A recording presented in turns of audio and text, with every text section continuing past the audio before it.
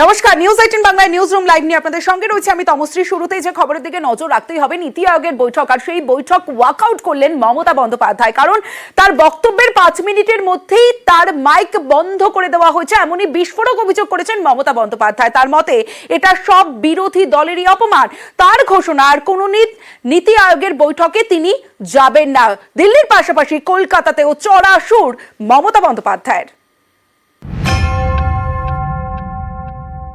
আপনাদের পরিষ্কারভাবে বলছি, আপনারা বাজেটে আমাদের বঞ্চনা করেছেন, আপনারা বাংলার সমস্ত উন্নয়নের প্রজেক্ট বন্ধ করে দিয়েছেন, আপনারা বিরোধী দলের কোনো রাজ্যকে কোনো সুযোগ দেন না, এবং আপনারা আমাদের 3 বছর ধরে 100 দিনের কাজ বন্ধ, প্রধানমন্ত্রী আবাস যোজনা বন্ধ, রুরাল রোড যোজনা বন্ধ, সমস্ত কিছু বন্ধ করে রেখেছেন। এমনকি ফুড সাবসিডি পর্যন্ত দেননি। আমরা 1,71,000 কোটি টাকা পাই লাস্ট ইয়ার পর্যন্ত। এই বাজেটেও কিছু নেই, শুধু জিরো। এইটুকু বলার সাথে সাথে আমার মাইকটা স্টপ করে দিয়েছে।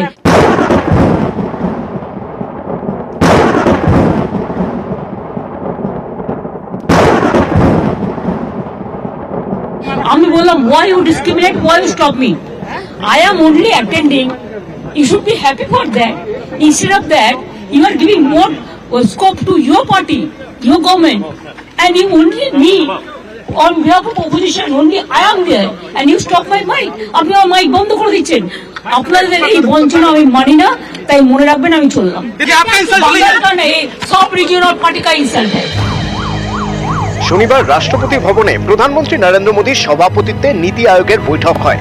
বিরোধী জোট INDI এর 7 মুখ্যমন্ত্রী কেন্দ্রীয় বাজেটে বঞ্চনার অভিযোগ তুলে এই বৈঠকে যোগ দেননি। বাংলার মুখ্যমন্ত্রী মমতা বন্দ্যোপাধ্যায় অবশ্য নীতি আয়োগের বৈঠকে যোগ দেন। বৈঠকে তিনি কেন্দ্রীয় বঞ্চনার অভিযোগে সরব হন বলে দাবি।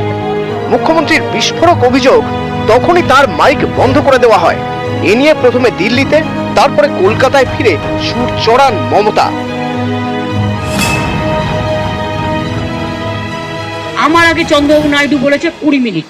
আসামের চিফ মিনিস্টার, অরুণাচলের চিফ মিনিস্টার, ছত্তিশগড়ের চিফ মিনিস্টার, গোয়ার চিফ মিনিস্টার, যদিও রাজ্যগুলো খুবই ছোট ছোট, তাও আমি মনে করি না ছোট বড় কোনো ফারাক থাকা উচিত সম্মানের দিক থেকে। তাও তারা কিন্তু কেউ 15 মিনিট বলেছে, কেউ 16 মিনিট, কেউ 17 মিনিট বলেছে, কেউ 20 মিনিট বলেছে।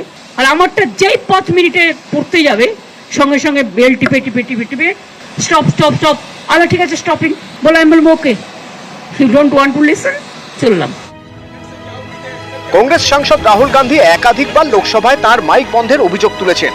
এবার রাজ্যের মুখ্যমন্ত্রীদের নিয়ে নীতি আয়োগের বৈঠকেও মোদী সরকারের বিরুদ্ধে মাইক বন্ধ করে বিরোধীদের কণ্ঠরোধ করার অভিযোগ উঠল।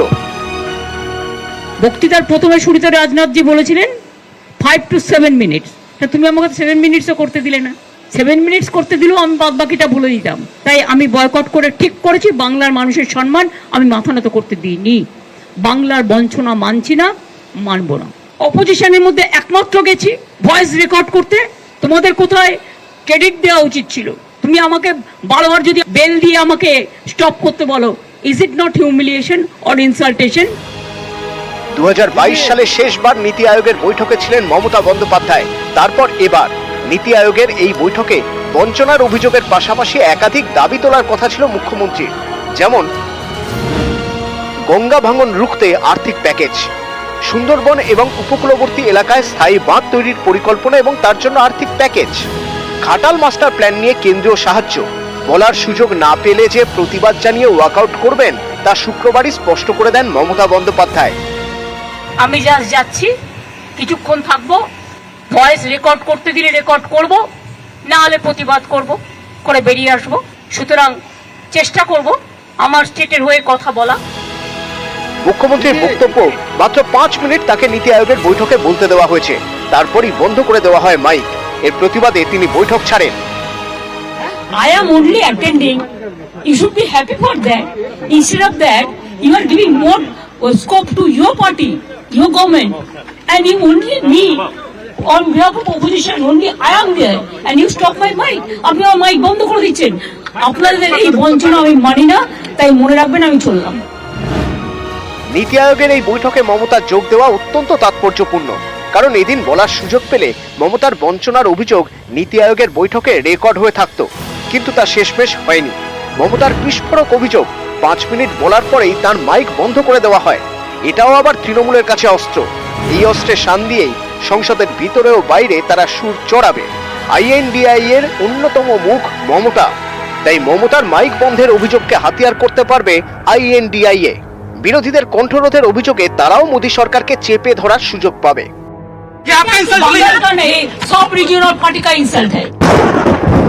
নিউজ 18 বাংলা।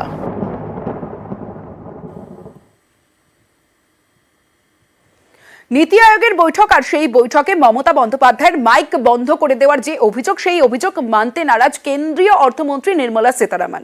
তিনি বলছেন যে প্রত্যেককে পর্যাপ্ত সময় দেওয়া হয়েছে, মমতাই বাড়তি সময় চাননি, এমনটাই দাবি করছেন সীতারামন। অন্যদিকে মমতা বন্দ্যোপাধ্যায় তিনি বলছেন শাক দিয়ে মাছ ঢাকার চেষ্টা।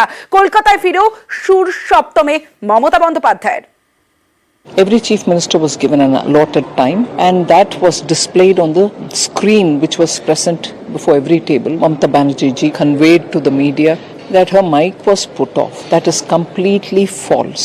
Unfortunate, because we were quite happy that she participates in this meeting, puts forth her case. She could have requested that she's going to continue speaking like some other chief ministers did, but she chose to use that as a excuse so that she can get out of the meeting.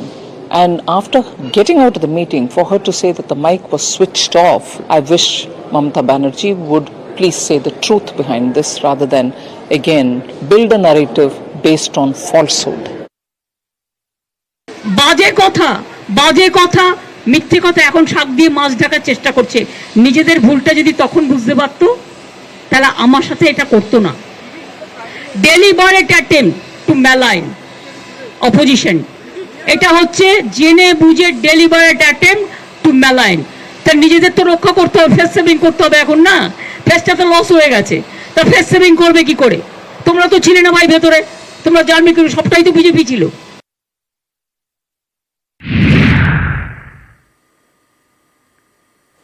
নীতি আয়োগের বৈঠক আর সেই বৈঠকে বক্তব্য রাখার সময় মমতা বন্দ্যোপাধ্যায়ের mic বন্ধ করে দেওয়ার অভিযোগ, আর এই নিয়ে সরব তৃণমূল। সংসদের ভিতরে ও বাইরে সোমবার থেকে তারা বিক্ষোভ দেখাবে, বিধানসভাতেও সুর চড়াবে তৃণমূল। তবে মমতা বন্দ্যোপাধ্যায়ের মাইক বন্ধ করে দেওয়ার যে অভিযোগ তা মানতে নারাজ বিজেপি।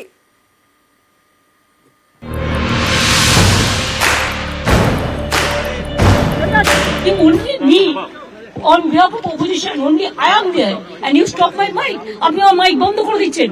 আপনাদের এই বঞ্চনা আমি মানি না, তাই মনে রাখবেন আমি চললাম। তিনি মুখ্যমন্ত্রী, একবারের নয় তিনবারের মুখ্যমন্ত্রী। তিনি তার কথা বলবেন, এটাই তো কাম্য। শোনবার মতো ধৈর্য থাকবে না, অথচ আমরা যুক্তরাষ্ট্রীয় কাঠামোর কথা বলি। যারা বিপক্ষের কথা শোনবার মতো ধৈর্য অথবা সাহস রাখে না, তাদের কেন্দ্রের সরকার চালনা করবার জন্য যোগ্যতা আছে বলে মনে করি। শনিবার দিল্লিতে নীতি আয়োগের বৈঠক। এই বৈঠকে বলার সময় মমতা বন্দ্যোপাধ্যায়ের মাইক বন্ধ করে দেওয়া হয়। বিস্ফোরক এই অভিযোগ ঘিরে জোর শোরগোল। দিদি তো এটা গতকালই এটা আশঙ্কা অনুভব করেছিলেন। তিনি গেছেন, সৌজন্য দেখিয়েছেন। পরপর নির্বাচনের পরাজয়ের যে গ্লানি এবং অবসাদ সেটা তাদের গ্রাস করে আছে। মমতার কণ্ঠরোধের অভিযোগকে হাতিয়ার করে কোমর বেঁধে আসরে নামছে তৃণমূল। ঠিক হয়েছে, সোমবার সংসদের ভেতরে এবং বাইরে বিক্ষোভ দেখাবেন তৃণমূলের সাংসদরা। বিধানসভাতেও এ নিয়ে সরব হবে রাজ্যের শাসক দল। এটা খুব দুর্ভাগ্যজনক। সবাইকে বলার অধিকার রয়েছে। আমরা বলি যে house belongs to the opposition, তো অপোজিশনকে বলতে দেবে না নীতি আয়োগে? হতে পারে কোনোদিন। ভারতবর্ষের কোন প্রতিষ্ঠানের এমন কোন কর্মচারীর উদ্ধত্ত হয়নি যে কোনো রাজ্যের মুখ্যমন্ত্রী কথা বলছেন তার মাইক বন্ধ করে দেবে। পরিকল্পিতভাবে মুখ্যমন্ত্রী এই কাজটা করতে এসেছিলেন একটা বিরোধিতার বার্তা দিতে, সর্বভারতীয় রাজনীতিতে তার প্রাসঙ্গিকতা প্রমাণ করতে। আর সর্বনাশ যেটা হয়েছে সেটা পশ্চিমবঙ্গের মানুষের সর্বনাশ হয়েছে। মমতা বন্দ্যোপাধ্যায়ের কণ্ঠরোধ, বাংলার কণ্ঠরোধ, প্রতিবাদের কণ্ঠরোধ, যে সৌজন্য মমতা বন্দ্যোপাধ্যায় দেখিয়েছিলেন তারা সেই সৌজন্যের উপযুক্ত নয়। বাংলাকে টাকা দিচ্ছে না, বঙ্গভঙ্গের চক্রান্ত হচ্ছে, রুখে দিচ্ছেন কে? মমতা বন্দ্যোপাধ্যায়। সেই জন্যই তার উপর এদের এত গাত্রদাহ। নিউজ 18 বাংলা। তিস্তা চুক্তি নিয়ে ফের আলোচনার দাবি মমতা বন্দ্যোপাধ্যায়ের। আলোচনা না করেই বাংলাদেশের সঙ্গে চুক্তির অভিযোগ। তিস্তার জল বাংলাদেশে গেলে উত্তর শুকিয়ে যাওয়ার দাবি মুখ্যমন্ত্রী মমতা বন্দ্যোপাধ্যায়ের।